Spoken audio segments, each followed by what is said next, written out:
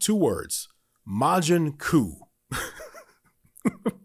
MAJIN KUU. Listen, I don't have a problem with them creating a new Majin, but it doesn't need to rhyme with Boo, does it? I mean, what the hell's the point in that? I mean, at least Boo makes some sense, right? Bibbidi bobbidi boo.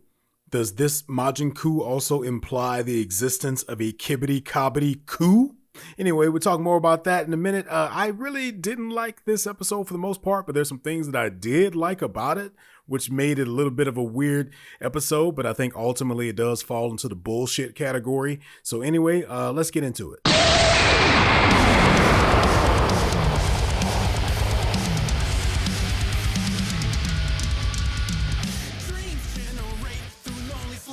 What's up, guys? Welcome to episode 9 of Rock the Dragon, a Dragon Ball Daima podcast. Of course, I'm your host, Tim Bridgewater. Yes, I'm back already. I know I just put up an episode of the podcast a couple of days ago, but that one was a little bit late. So now I have to spin around and give you guys a little bit of a back-to-back double header of 2 podcast episodes in 1 week as I return to cover episode 9 of Dragon Ball Daima.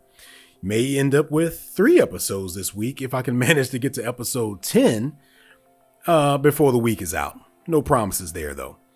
One of the things I've been kind of neglecting doing here, and for one of those reasons, I mean, partially it's because I haven't gotten a ton of these, but you can leave comments on Spotify, right? And I've mentioned that, and I have gotten a few over time. And as we come to the close of this podcast, once again, if you listen to the previous episodes, you know that as it stands right now, episode 10 of the podcast is going to be the final episode.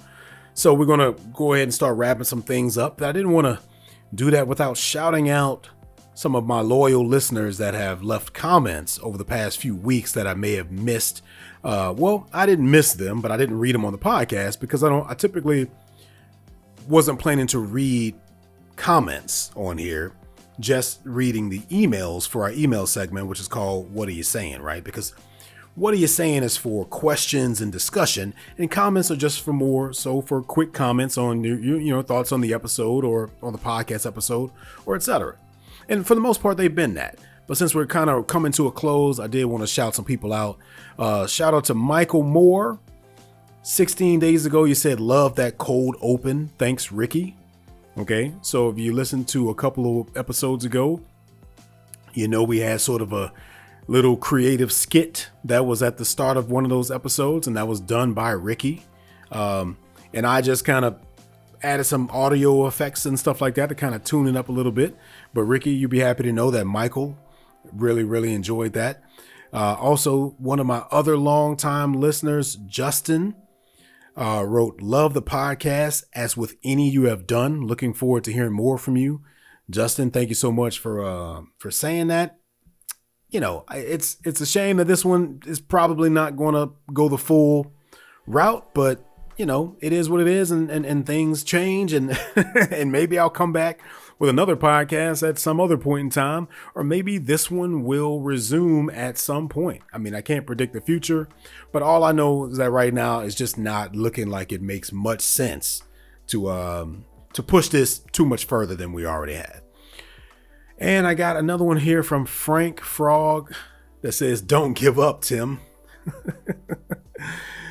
Listen, I definitely appreciate the support, and I appreciate the comments and things like that. And trust me, I know I have my regular listeners, and I appreciate you guys. It's thanks to a lot of you guys that I was able to make it through the previous podcast, and which lasted for over 2 years, probably 3 years total with all the episodes. And it was thanks to regular and consistent feedback and support and emails and streams and all of those reasons that I was able to last the entire series of Dragon Ball Super.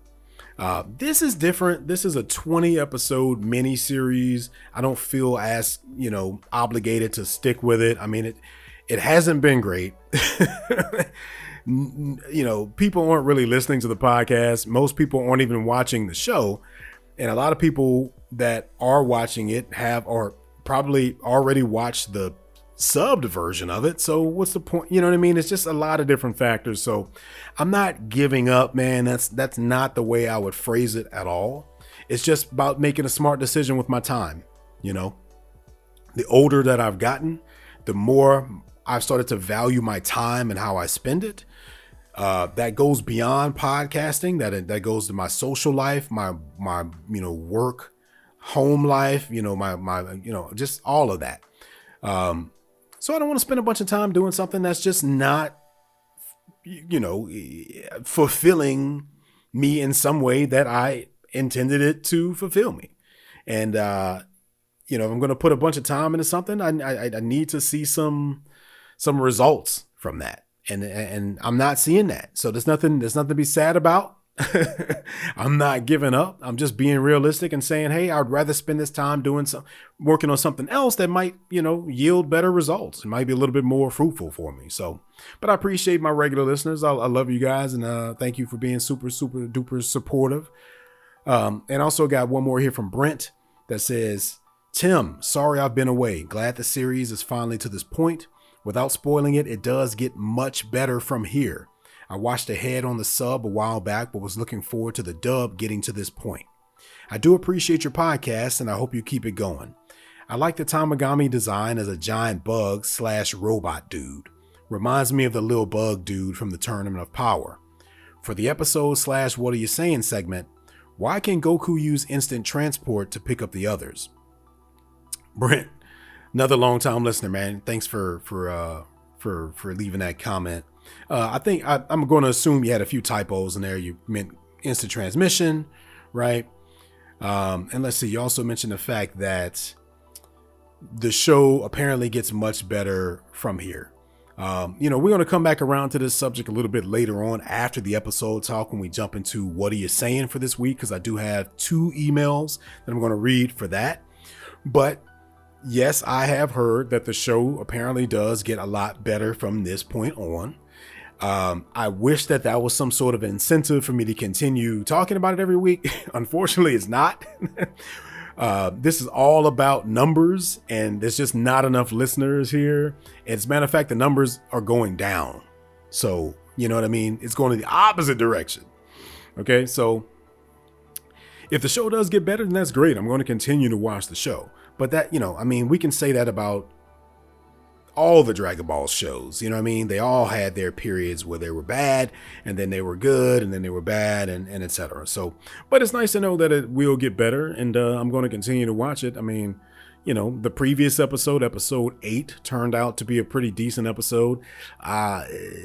While episode 9 was definitely better than episodes, 2 through 7 or whatever, it still wasn't a great change in the right direction for me. And, I feel like I'm just getting really, really negative on this podcast, and I'm starting to turn into one of those people who just bitches the entire episode. I don't want to do that, man. I want nothing but positivity and love and light and happiness in my life. That's the kind of energy I try to put out, and that's what I want to receive. And, hopefully, this, like you said, the show will get better, but, I guess that remains to be seen. But I appreciate your support. And then you asked, why can Goku use instant transmission to pick up the others? Well, I kind of mentioned that on a previous episode as well, right? When they reintroduced the idea of Goku being able to do instant transmission, because they did it in one of the fights. No, sorry, they did it when they were stopped by the gendarmerie, right? And then it's like they reminded us, oh, Goku can do instant transmission. And one of the things I mentioned during that segment is that I hoped that they would have I felt like maybe they shouldn't have even mentioned it, because all it did was introduce the opportunity for new plot holes, right? Because now we're asking ourselves, why hasn't he been using this the entire time? I mean, there's a couple of instances in this specific episode where he could have used it, So I think it would have been a better idea for them to just say, hey, they could have, because he's a kid, that's an ability he doesn't have access to. And they could have saved themselves a lot of trouble with that, but here we are. Anyway, we'll talk more about that in a minute. Okay. Speaking of that being said, we're going to go ahead and transition over to the episode talk for this week. So, of course, this episode of Rock the Dragon, a Dragon Ball Daima podcast, is going to cover episode 9 of Dragon Ball Daima, titled Thieves. Okay. as always, I'm gonna talk about the title just a little bit here. I don't think there's anything too symbolic to gather from this title. Unless I'm missing something, you guys can let me know, but it just seems like it's just referring to the stolen ship. Well, there's a couple of thieves in this episode, right? There's Vegeta and the crew. Their ship gets stolen, and then the Dragon Ball gets stolen from Goku and Supreme Kai and etc. So they call the episode Thieves. They really don't seem to be putting much, if any, effort into the titles of these episodes. Which is totally fine, because historically they haven't done that either, right? Like, usually the titles are just like some 2-sentence thing that just summarizes what happens in the episode. It doesn't have to be anything too symbolic. But the fact that they decided to do one-word titles for this series gives off this idea, at least to me, that they're supposed to be taken in some sort of symbolic way. But obviously they're really not. They're just for a very poorly thought out show, even the titles are pretty poorly thought out. Anyway, so the episode picks up. They're just cruising, coming off that win against the Tamagami, where they have the 3-star Dragon Ball for the Demon World. Now there's some conversation here about where to camp out at and sleeping for the night, and they end up basically stopping at a hotel. Now, what's strange to me is that there's been a lot of talk in this series about, I just feel like there's been several instances where they've stopped at hotels for the night, or they've stopped at restaurants for the night. There's been a lot of eating in this series, and there's been a lot of sleeping in hotels and restaurants. What is going on with this series? It feels like this series was sponsored by the Tourism Commission of Japan or something. You know what I mean? It's like, why all the emphasis on restaurants and lodging and stuff like that? Is it just me? Or does it seem like every 2 episodes they're stopping to sleep at a hotel, or they're stopping at a restaurant or something, or bar? Or I talked about this some episodes ago. It's almost like the writers are going through this checklist of adventure, right? Like, okay, if you're telling an adventure story, here's this bullet list of things you have to check off. And one of those things is finding a place to stay, camping out, yada, yada, yada. But they're doing it too much. It's overkill. We don't need them stopping to sleep every 2 nights. Or even, let me word it this way, we don't need to see it, right? They can just cut to the next day, and we can just assume. Our minds can fill in the blank and say, oh, at some point they went to sleep, right? We don't need to see it every time that it happens, right? So if we do see it happen, then the idea there should be that we are gathering something interesting story-wise as a part of following them to that scenario, right? So if we're going to see them go to a hotel, then there needs to be something that we're gathering from that story-wise. But that's just not what's happening, and it hasn't happened yet. Now, I'll say this. I didn't mind this segment. I mean, I think it's pretty much the first 10 minutes of the episode. It's just this little miniature adventure where the Dragon Ball is stolen by these 2 guys at this hotel. That wasn't that bad, actually. I mean, I actually didn't mind this at all. I thought some of it was very funny. I thought it was interesting. It looked great. They could have made this into the entire episode. The entire episode could have been about the Dragon Ball getting stolen, right? It's okay to have side adventures. You know what I mean? Like, I want to make that clear, because I feel like I've been complaining a lot about this kind of stuff. But it is totally okay to have side adventures in these shows, as long as they're interesting and they tell a story of some sort and things happen. For the most part, nothing has been happening. They'll stop at a restaurant and just kill time for 5 minutes, and nothing significant will happen. And nothing really significant happens here, but at least it is somewhat entertaining. So I think they could have just had the entire episode be about, oh, someone stole a Dragon Ball, we need to get it back. And maybe as a part of that process, they learn something vital to the overall story. And that way you can have a fun, interesting side adventure that still progresses the story forward in some fashion. You know, even if it's just learning more about these characters, like learning more about Pansy and learning more about Glorio and learning more about Supreme Kai's backstory. But we don't get any of that. It's just an interesting little miniature adventure and then it's over. Very weird, very weird. So I'm not going to talk too much about it because I pretty much just summarized the entire thing. I think some of this stuff with Pansy putting the little hat on Goku was funny. Little interesting, cute stuff. Nothing wrong with that. The Dragon Ball being put in this bag that easily reveals that it's a big, you know, Dragon Ball shaped object in there is probably a little bit silly, but overall, I don't mind a lot of this, but it just doesn't feel like it means anything. So I'm not going to spend too much time talking about it because basically all they do is eat. Okay, there's a little bit of a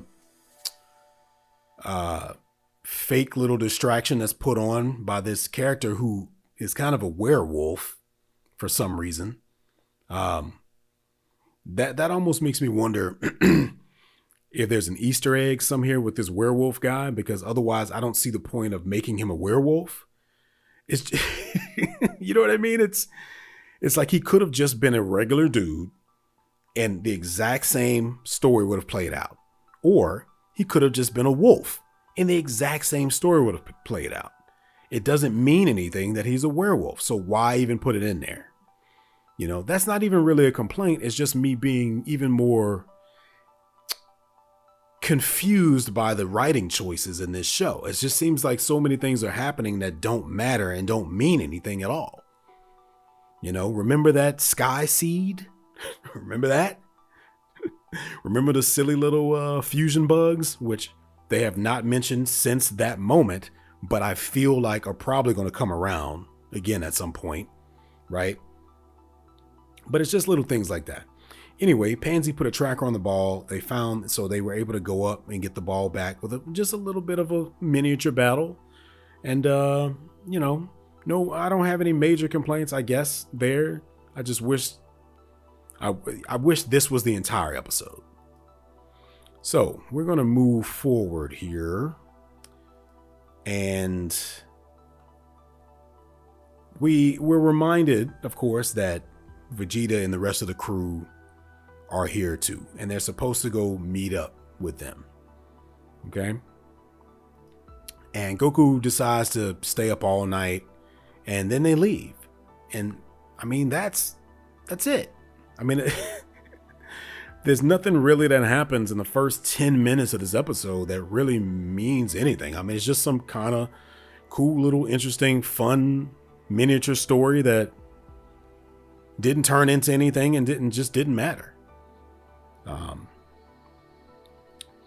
So they end up leaving, and then they're back in the ship again, and they're talking about meeting up with people. You know, it's just dragging it out. So anyway, we move over to Bulma and the rest of the crew, only to find out that their ship has been stolen now. Their plane. Okay. You know, it would be funny.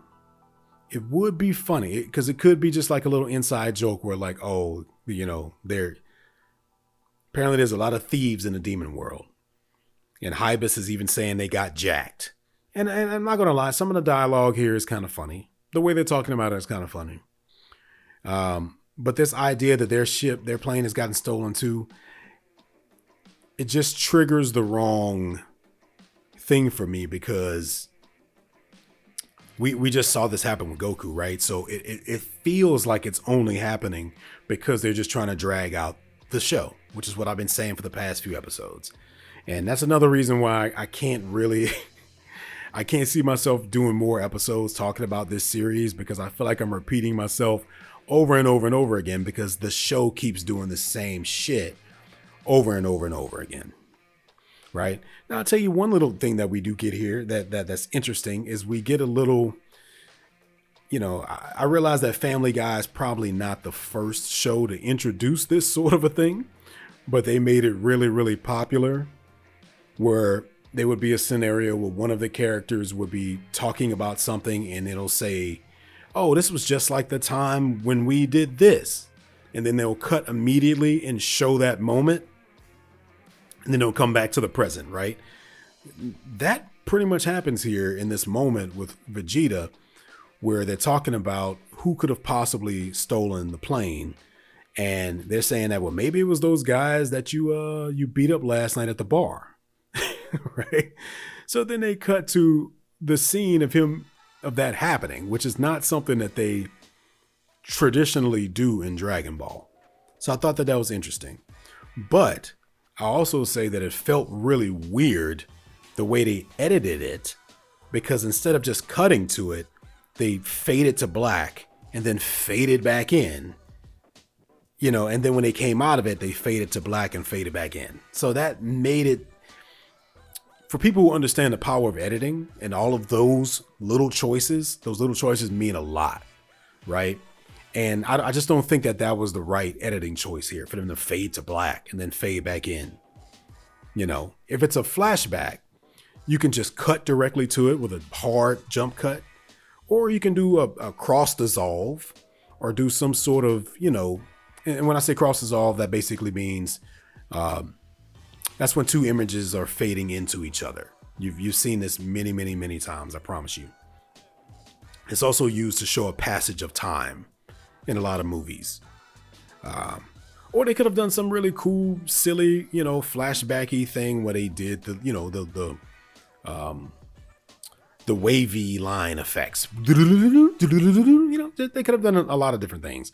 But that fade in and fade out just made it, I don't know, just put a different level of tone. Is a tonal shift that happened there that I think didn't really work.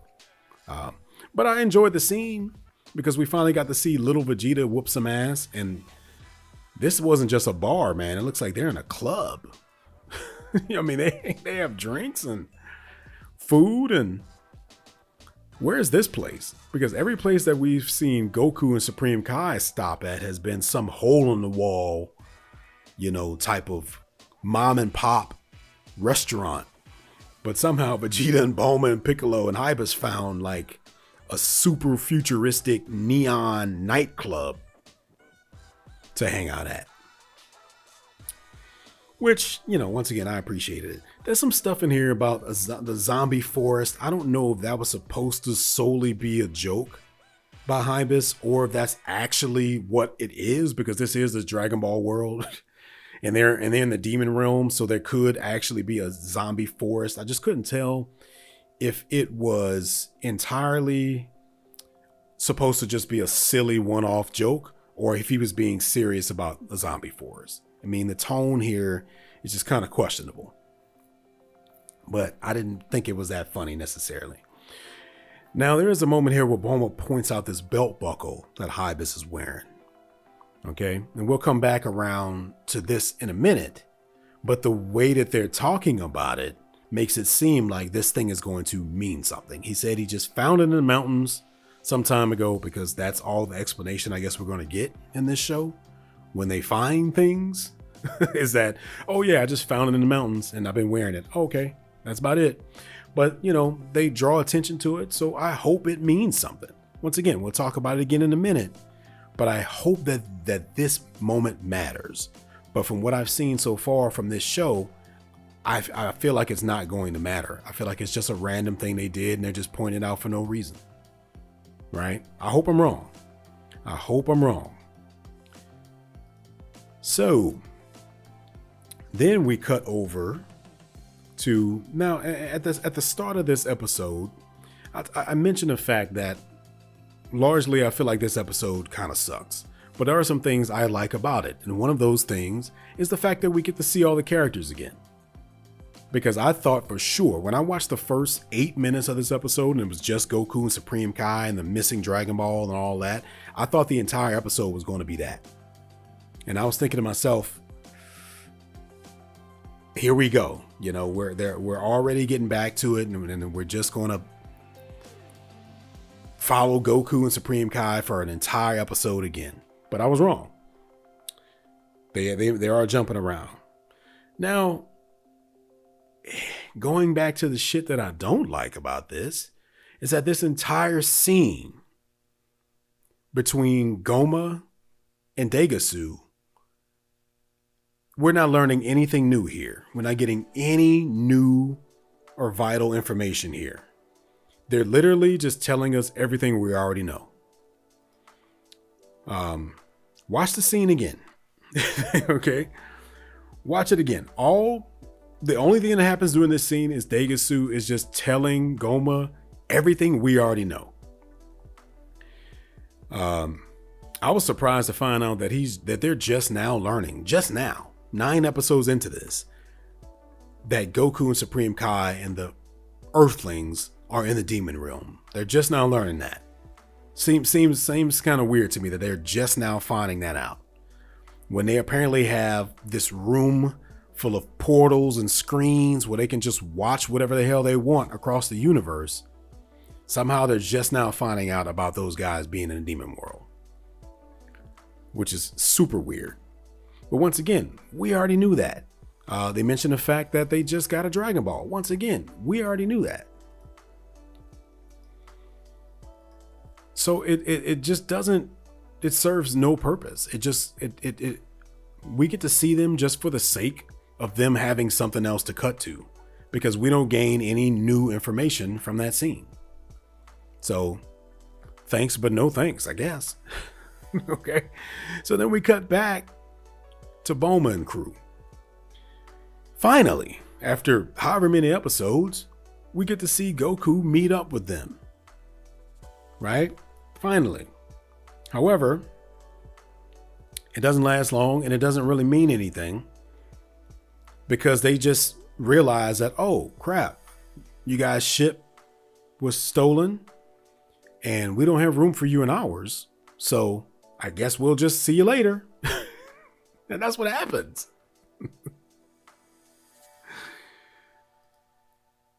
Yeah, they just show up and then they just talk for 5 seconds and then they leave, because they don't have room for them in their ship. Their plane was stolen. Well, then what was the point of this? What was the point? I don't understand the point of bringing them together just for them to separate so quickly. And that's it. Now Goku's going back off on the adventure and they're just here, stuck again. It just doesn't make any sense.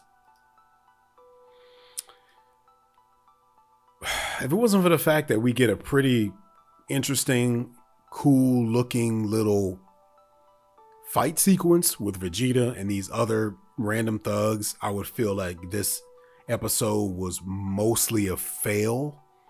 No, I still feel that way. I still feel that way, actually. Yeah, it's definitely mostly still a fail. But at least we get to see little Vegeta fight, right? We get to see him doing a little bit of fighting, and I'm not going to go into too much detail about what happens here, but I will say this. There's this horse creature who has boxing gloves on, and when Vegeta knocks him out, it's the funniest thing in the world. It really is. Because he's just standing there the whole time like he's gonna do something, and yeah. Vegeta just kind of walks up behind him and just hits him in the back and knocks him out. And on his way down, he makes this really funny horse sound that I thought was hilarious. So this I didn't mind. I didn't mind this. But the little sequence didn't mean anything. Anyway, we cut over to our closing scene, which is undoubtedly the only scene in this entire episode that actually means anything and that advances the story at all. They save it for the very end. And that is the fact that they finally managed to finish cooking up this being. These characters, Aransu and Marba, I think the witch's name is. We get some stuff. We get a little detail about the fact that they're actually they're using a Cyberman seed in this concoction, which I thought was very, very interesting. I feel like that is the show's attempt to flesh out the Dragon Ball world. This is something I talk about a lot here, is how the world just doesn't feel fleshed out. It's expansive, but it doesn't feel fleshed out. And one of the ways you make those, you flesh things out, is you bring back other random characters that seem like they may have been one-offs, and you find a way to bring them back later and expand upon that. And then it starts to feel like a fully realized world, because for all we knew, and I don't remember everything in Dragon Ball Z, but from what I recall, the Cybermen was just something that Saiyans had access to. But this is telling us right now is that no, I mean, apparently there's other people in other realms that use these things too. Now, the Cybermen always felt like a little cheap, easy get out of jail free card anyway, right? It's like, oh, we can just create these little warriors by planting them in the dirt and they just turn into creatures that can fight. Okay, whatever. So that's kind of weird. And to me, it's also kind of weird that they would use a Cyberman as the base for this thing, because those Cybermen aren't that strong, right? I mean, sure, they seem like they're very, very strong when they first showed up. I mean, one of them killed Yamcha, but you know, compared to the power levels that these characters have now, the Cybermen would stand zero chance, right?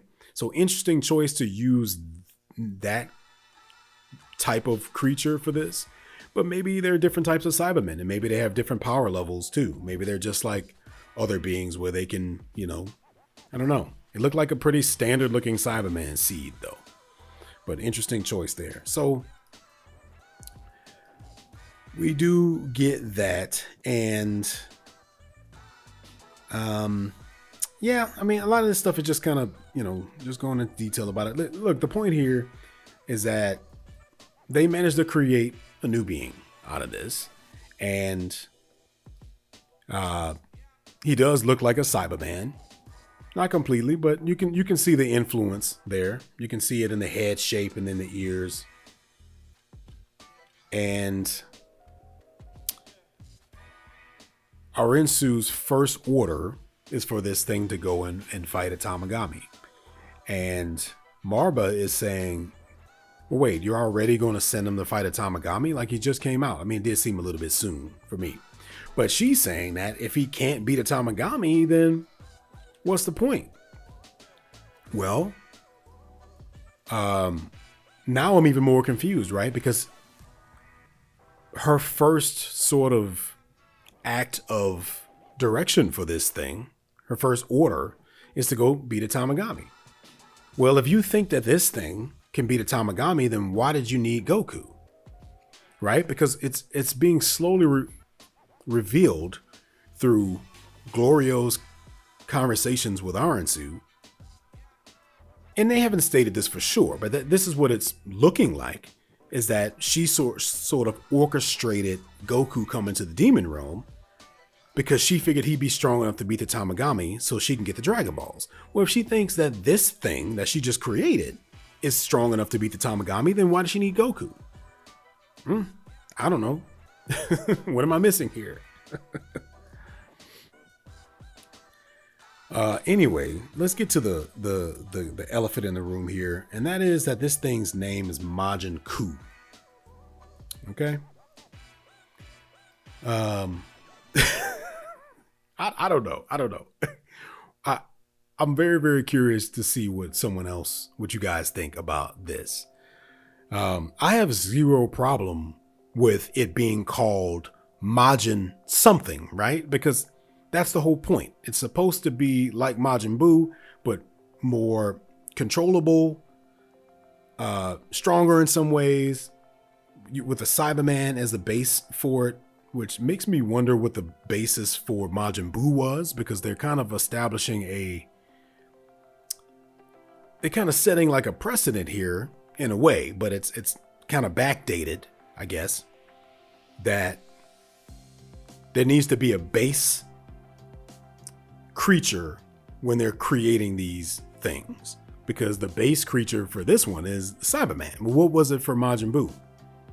That's just me, being a little bit curious. But yeah, Majin Kuu is just not a good name. I don't care for that name. I mean, I don't think it needs to rhyme with Buu. It feels like a desperate writing attempt by the writers just to make something similar to Majin Buu and call him Majin Kuu. It's like, his name could have been literally anything else, and they could have still put Majin in front of it, and I think most of us would have still accepted that. Would have been totally fine. But the fact that they chose to make it rhyme with Buu feels like a desperate marketing sort of attempt to make it, to make nostalgia and make it similar or something. Because the reason why Buu made sense is because it was Bibbidi Bobbidi Boo, right? And yeah, it's a silly joke, but it made sense for what they did with it. So what's the justification behind this decision? Just making it rhyme with Boo. Okay, well, whatever. We'll see. I'm not really too thrilled about this. I think it's very interesting too that they wait until we're 9 episodes into this thing to introduce a new villain when we already have Iron Suit doing stuff. We already have Goma doing things, and now we also have this thing. So, which I wouldn't mind if this was a 40 episode series or 50 episode series. There'd be plenty of time to develop this character, make him make some sense, tie some stuff in, all that. But I feel like it's just going to be a quick one-off rushed thing because we don't have a ton of episodes left to kind of to even learn about this thing, Anyway, we see very, very quickly, based on just this thing talking at the end, that it's already more evolved and will be more easily controlled than Majin Buu was, right? Whereas Majin Buu, his original form was Kid Buu, right? Where he just came out, doesn't talk, just destroys every fucking thing. This thing is already coming out, speaking eloquently and stuff like that. So we know we will have something a little bit different on our hands this time around. Anyway, that's all about that's all I got for that, guys. So what do you think about that? What are you saying? Send me an email at rockthedragonpodcast@gmail.com. This will, for all intents and purposes, be your last opportunity to send me an email and have it be addressed and read on the podcast, as episode 10, as it stands right now, stands to be the final episode of the podcast. So if you have anything else you want to say, now would be the time to get it in before I record that next episode, which as of right now, I can't tell you for sure when it'll be. I mean, certainly it won't be before Friday because that's when the episode comes out. And this episode should be up on Wednesday. And realistically, it'll probably be Sunday or Monday before I get around to recording the next episode. So you'll have a couple days to send me an email if you have anything else you'd like to say. With that being said, we're going to jump over to that segment right now, read our 2 emails that we have here. Once again, what are you saying? Send me an email at rockthedragonpodcast@gmail.com. First email I have here is from Ricky. If you listen to the previous episode of the podcast, I went pretty deeply into one of Ricky's comments that he made on his audio recording. Just kind of talking about Super Saiyan 2 and the Tamagamis and Deborah and etc. So you can go back and listen to that episode if you want to hear the full detail of that. But Ricky was just following up. Ricky says here in the subject line, "I yield." Ricky says, "You were right. I went back and watched the end of the fight between Goku and the Tamagami. He was, in fact, Super Saiyan 2. Not only did he have the electricity in his aura, but also a couple more of his bangs were sticking up, which are the 2 key indicators for Goku's transformation. Good catch, sir. I missed it." Ricky, thanks a lot, man, for sending that in. And yeah, I mean, I'm sure a lot of people missed it. I just happened to catch it, especially when you mentioned it. Right? I was like, well, wait, now that I think about it, I think there was some electricity in his aura, and sure enough, there was. So it's kind of cool that the writers thought enough about that to address it. But maybe, once again, I think I'm giving them too much credit. I think the continuity between these transformations and what the aura looks like and doesn't look like, I don't think that they're keeping up with that as much as we think they might be. But it's nice to know that it kind of made sense in that scenario.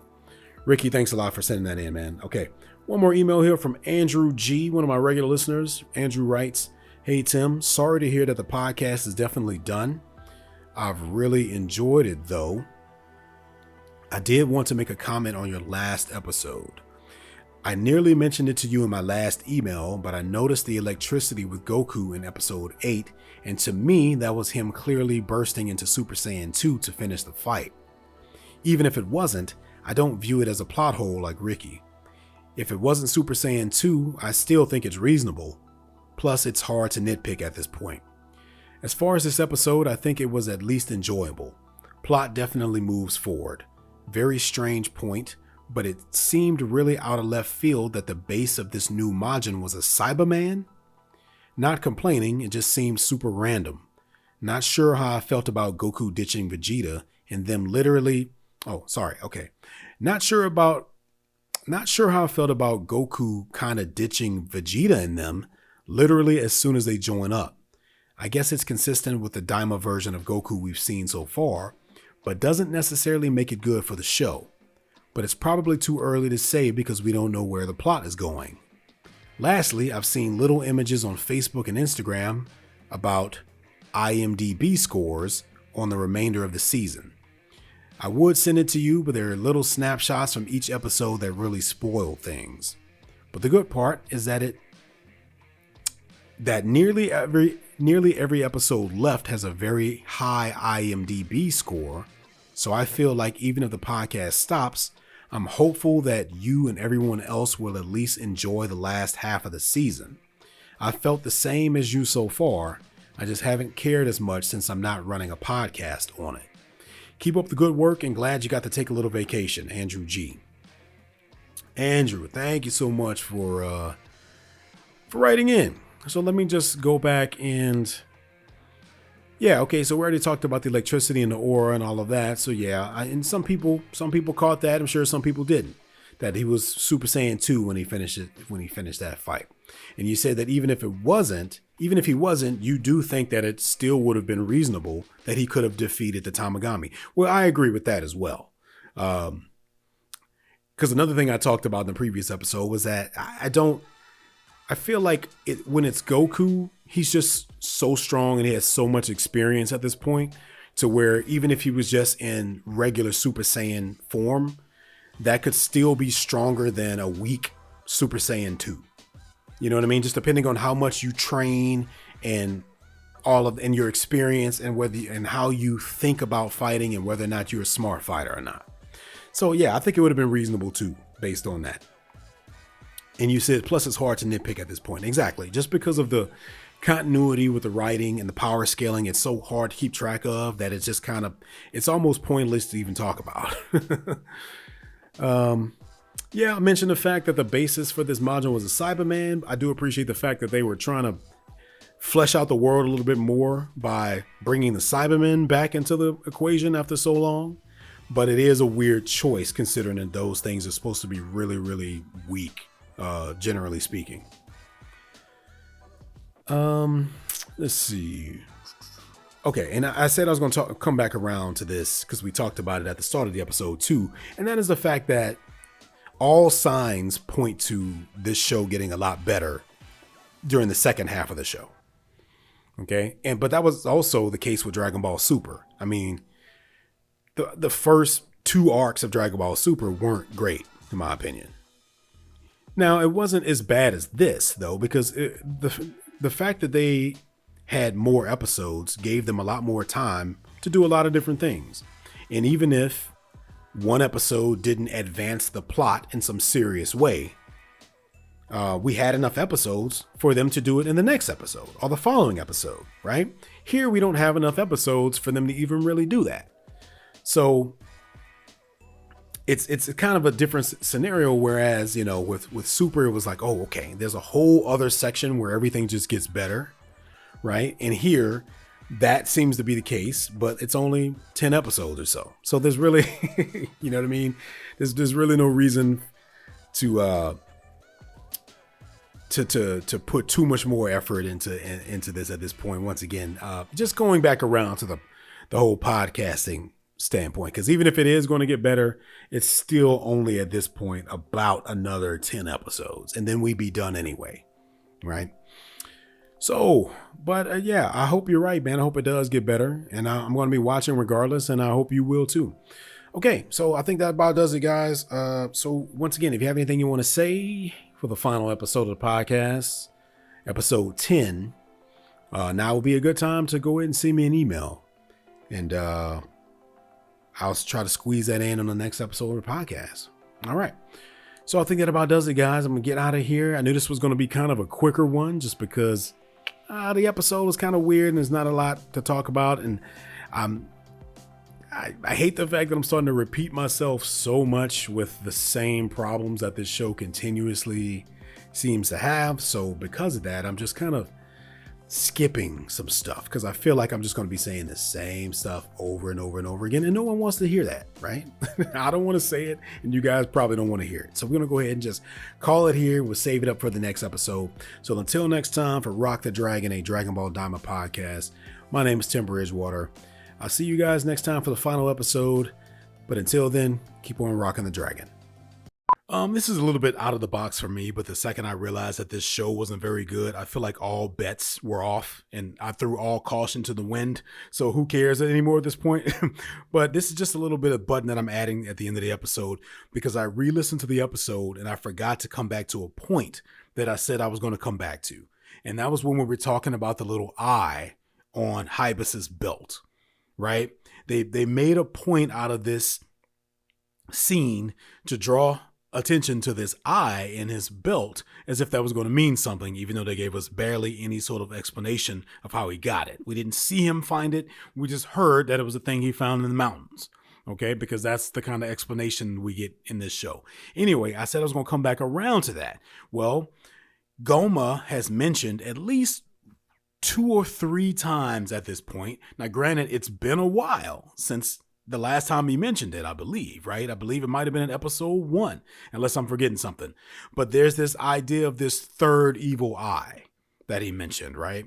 And he specifically mentioned it in this episode, and I believe they maybe even did a close-up on his face when they showed it. Now, what are the chances that Hybus has an eye in his belt, and there's also this third evil eye thing that Goma is talking about? Is there any chance they're related?